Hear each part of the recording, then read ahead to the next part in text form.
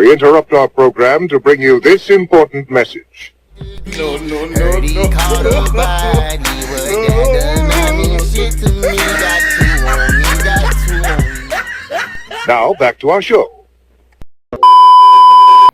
Peace and power, everybody. I'm back with a brand new video, and today's video is something I feel is really important with everything going on. You know, you got the whole COVID-19 thing going on, kind of a pandemic happening, a little scary. People are buying up guns, and that's what I want to talk to you about. A lot of people are, you know, kind of falling victim to these pandemic panderers, so we're going to touch on that. I'm going to tell you guys about some cost-efficient guns, because y'all know that's my thing, so here we go. All right, first and foremost, I want to touch on what I'm calling pandemic panderers. A lot of these guys, I feel like maybe only putting out their most expensive stuff, the higher brand names, you know, both on the shelves and in the display cases. So, you know, I want you guys to kind of look out for that and ask about some of the guns I'm going to tell you guys about today, because we all know price gouging is illegal, but it's not illegal to only display certain items as if those are the only ones you have. So guys, be on the lookout for that, especially if you're a first-time buyer. Ask the right questions, look for the right brands, and I'm gonna give you a few different guns to look up and do the research on yourself. I haven't shot them all. However, I do own one or two of them that I'm gonna talk about today that are really cost efficient, and I've talked to you guys about them before, but I wanna fill you guys in some more on them today. Gun stores tend to push the brands that are not as cost efficient, and they shun the ones that are. One thing I ran into a lot while I was doing my shopping around and looking around and going to different gun stores, new gun stores I haven't been to, was that a lot of times they would talk bad about Taurus, and I found only one store, to be completely honest, about Taurus guns. And it's they said something I 100% agree with. They talked about how some of the older models of Tauruses weren't really as reliable as you would have liked for a firearm to be, or a handgun to be. However, in some of the newer models, they have become a little bit more reliable and not as finicky as they were before. So one of the guns I'm going to highlight today is definitely a Taurus. I'm going to talk to you guys about the Canik, which is also made by Taurus. It's a Turkish handgun, but it's made by Taurus. I'm going to talk to you guys about the Mossberg 590 Shockwave 410 gauge, as well as the 12 gauge as well. It's very cost efficient as well. I'm going to talk to you guys about a high point, not a handgun, but the high point 9mm carbine, the 995 TS. I'm going to talk to you guys about the DPMS Oracle AR-15, as well as SCCY CPX 1 and 2.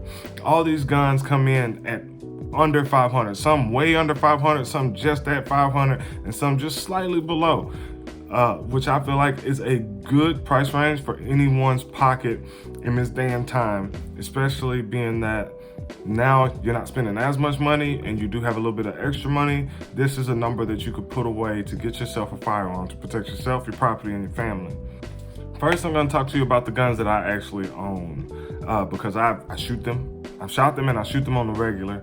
I don't own a Mossberg 590 Shockwave, but I do have a Mossberg 500 that I have done a lot of modifications to and conversions to, and I'm still modifying and converting it now, because I'm just never really happy with the outcome of what I've done, aesthetically and ergonomically.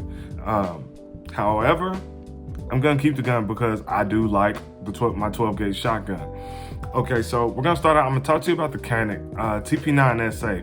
They do have other models. They got the SFX. They have anything from subcompact to compact to standard to full-size competition length barrels. Everything you could think of. The SFX is the full-size competition length barrel. If I'm not mistaken, like a 4.75 inch or a 5-inch barrel. I have the Canik TP9SA. It comes in at like 4.25, 4.75 inch barrel, but it is so far has proven to be a really good gun. It's got the Glock style disassembly. A very nice trigger with a very short reset on it. The only feature I really don't like is the decocker. However, it does come in handy when you do have a round chamber, because the firearm does not have a safety on it. So having a round chamber, you can push the decocker, send the hammer home without actually expanding around, and to put that weapon back in action is actually maybe a quarter of an inch pull on the slide, and it'll be locked, cocked, and ready to rock. The Canik TP9, it comes with 18 round magazines plus one in the chamber if you choose to ride around that way or carry in that way. My TP9 SA is my everyday carry, and I do have both magazines fully loaded, hollow points, for self-protection. It's a good EDC. It's a good home protection weapon. It's a good personal protection weapon, period. For the price, I mean, the Canik TP9, it comes in right around $350 now, plus tax. But for the price, you get a lot for the price. It actually comes with a Kydex material paddle holster and 2 magazines, a small little cleaning kit, and a speed loader, which I think is a real big bang for your buck when you're talking about a firearm, a sidearm, a handgun with a decent magazine capacity, and that is as reliable as the Canik. That price is almost unbeatable for all that it offers and for everything that comes with it. The next one I want to talk to you guys about is the SCCY CPX1 and CPX2.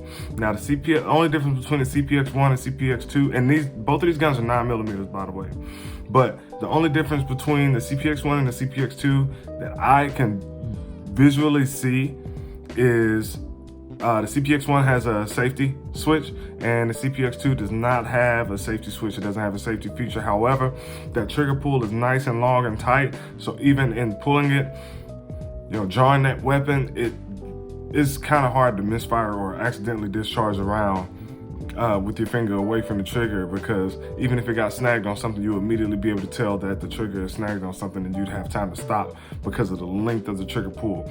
However, the length of the trigger pull is, the reset on the trigger is actually relatively short. Those things, now I purchased mine secondhand, and that's something I try to teach all my clients to do and all my friends to do, is to look into purchasing firearms from pawn shops and secondhand stores like that, because you may find a better deal on it when it comes to a firearm being used already. These stores cannot take in any illegal firearms or firearms that may be pending any type of investigation. So you're gonna be good and clear in that department. Just go ahead and check them out. You may find a better price in a pawn shop or a secondhand store of that nature. Find a good price there, more than trying to buy brand new. But if you're like a lot of people, you want something brand new, the price range for the CPX1 or 2 is no more than $200 for the CPX2. Now for the CPX1, because of the safety feature, and I believe it is a little bit newer model, it's gonna cost you anywhere from about $280 to $300, which is really cost efficient for a compact 9mm. The magazine holds 10 rounds. Plus one in the chamber. It's a 9mm, plenty of knockdown power in 9mm. So for me, that gun is definitely a 2 thumbs up from the gun guy.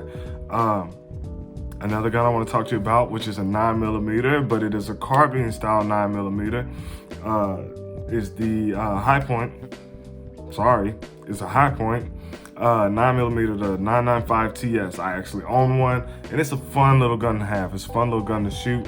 I purchased 3 Red Ball magazines, 20 round magazines, because the original magazine is only a single stack 10 round magazine, which is a pretty low capacity for a carbine, especially if you want to go out and just run a lot of rounds through it and have fun with it. It's a lot funner to be able to shoot 20 continuous rounds. I'm sorry, a lot more fun to be able to shoot 20 continuous rounds as opposed to shooting just 10 rounds. So I bought 3 of those, so that gives me a 60 rounds that I have. I don't even know what I did with the original single stack magazine. It's somewhere around here, possibly in one of my boxes with other gun parts, but yeah. So I don't even have the 10 round anymore. I just have the 3 20 rounds. And those actually cost me about 25 bucks each, and it wasn't bad. I spent $324 on my High Point 995 TS at a local gun store. I would tell you guys the brand, the store, but they don't sponsor me, so therefore I can't do it. But anyhow, 995 TS, Really good little gun. The one thing I would take back from it is the difficulty of disassembly. It's quite a bit of work to do to take that thing apart and put it back together just to get a proper cleaning on it. So that's the only thing to really look out for that most people won't like, but once you learn it, it's definitely not as hard as it seems the first time you do it. And it's definitely a fun gun to own, and it will get the job done. It's very reliable, even for a high point. A lot of people down high points because it's $140, $145, $150 gun, and they're known for jamming, they're known for malfunctions, they're known for misfeeds and everything else. Just a lot of things that goes wrong with high points that a lot of people just don't like. But when we're talking about the carbines, and they do have the carbines in 9mm, 10mm, 40, and 45, if I'm not mistaken. I can look them up again and let you guys know later in a later video. But my personal favorite is 9mm. The only reason I love 9mm and I suggest so many 9mm different handguns and carbines and things like that to you all is because 9mm is a very reliable round. It's very cost efficient. Okay? That's my favorite thing, is to make sure that I'm staying within my budget, my cost of living first, as opposed to my habit and my addiction and love for guns. So I want to make sure that I'm being fair to my wife and kids. Oh yeah, newly married, by the way, everybody. I'm a husband. Mrs. London is in the back. The kids are in the back, and they're all thankfully being quiet. Yeah, but anyway, so yeah, where were we?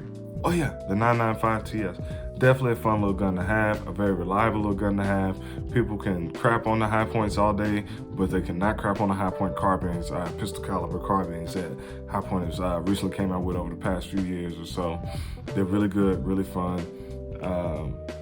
Definitely something to look out for, especially on the price side. Right now, those are going for, I got a little list over here, so if you guys see me keep looking down, I'm sorry, but the high points are right around $270 for the 995 TS. They came in around $265 is what I'm seeing now on the market. Pretty much brand new, fresh out the box, no previous owner. You're looking at about $270, and it's a solid little firearm. The next thing I want to talk to you about is, of course, a Taurus. Now, a lot of people, I want to talk to you guys about a different caliber that's super affordable. It is the perfect survival caliber, and we're talking about, of course, 22 LR rimfire, 22 caliber long rifle rimfire. This is what we're talking about here. Taurus followed up Glock. Glock recently released their first 22 caliber, the Glock 44. I saw it, I immediately fell in love with it. I was like, you know what? I want this for my boys. I want this for my daughter. I want them to have this to practice with. It's definitely a good little trainer gun. It's 100% polymer. Everything but the barrel and chamber are 100% polymer. The gun weighs maybe 8 ounces, I believe, or something like that. And I was in love with the Glock. And then I went into I'm not gonna tell you where I went. I went to another gun store here recently, and they were like, this was Taurus's answer to the Glock 44. And I was like, so what is it? And they said, this is the Taurus TX22. So I immediately started doing my research, looking at reviews, looking at how it shoots, looking at how especially other YouTubers who are known for shooting 22s and doing things with that caliber. I was looking at their videos and reading a lot of other reviews, and I can't find anyone who has anything bad to say about it. The Taurus TX22 is a solid little plinking handgun. And like I said, the 22 caliber is perfect for survival. It's perfect for situations like this where you need to get bulk ammo, because if I'm not mistaken, you can get 522 LR for like 20, 25 bucks. That's the last time I was told. I don't own a 22, so I don't really know. But people I know who do own them, I believe that's the price they gave me. Dang, I just lost some light. Got my light back. But people I know who own 22 caliber, 22 long rifle handguns and or little rifles or little carbines, they've all said that the ammo is relatively cheap, super affordable. You can get it in bulk, a large amount of those rounds, and it just seemed like you're never gonna run out of ammunition. So the Taurus TX22, I believe, is a 16 round magazine cap, 1 in the chamber. I haven't seen many reviews where people were talking about problems you may have ran into with older model Tauruses, a bunch of jamming and misfeeding and magazine issues and so on and so forth. Excuse me. Anyway, all that I've heard is really good things about the Taurus TX22, so that's something that I'm gonna be purchasing here soon for my family, and I would suggest you purchase these things as well for yourself. We all know 22 caliber is a very low recoil round, but the way this Taurus TX22 was made, it was made in a style or a resemblance of the Glock 44, which we already know from all the review videos and things done on it, that it was very even lower recoil when firing, and it was super light. Now, the thing about the Taurus as opposed to the Glock, the Taurus is a little bit heavier. I think it comes in at 10 to 12 ounces, but it's just a few ounces different. So it's still a super light gun. And so far, all I've seen is great, reliable reviews on that Taurus TX22. So that's definitely one you guys need to look out for. If you guys want to know the names and what are the names of these guns, and you missed one or you're not sure how to spell it, I'm gonna post them below in the description.